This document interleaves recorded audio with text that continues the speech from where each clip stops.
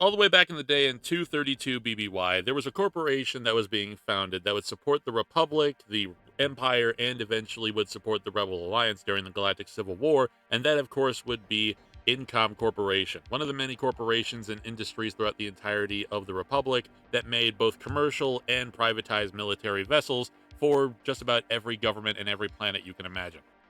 But of course, Incom Corporation would be well known for many of their residential ships, like the T-16 Skyhopper, one of which was owned by Luke Skywalker during the time before the Battle of Yavin, and the T-47 Airspeeder, which was used by the Rebel Alliance during the time of the Battle of Hoth, with two of their most recognizable military-style ships, of course, being the ARC-170 Starfighter and the Clone Z-95 Headhunter, which was obviously used by the Galactic Republic during the time of the Clone Wars.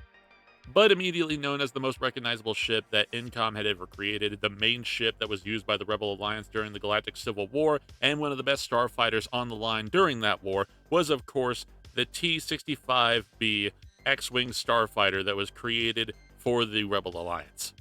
Now, the reason why Incom Corporation created the X-Wing in the first place was mainly due to the fact that they were in competition with Centaur Fleet Systems to see whether or not the Empire would choose the new and effective X-Wing that they personally crafted to be the new leading starfighter for the Empire, or they would choose the TIE Fighter, which was a lot less expensive and required less materials and basically didn't have all the amazing features that the X-Wing had, like life support system, navigational computers, and a hyperdrive. But unfortunately for Incom Corporation, the TIE Fighter was handed over to the Empire, and they made millions of them over the course of many years. Meanwhile, Incom Corporation, instead of getting rid of the X-Wing, decided to hand it over to the Rebel Alliance, and because of that, the Rebel Alliance was able to fight against the Empire on equal footing.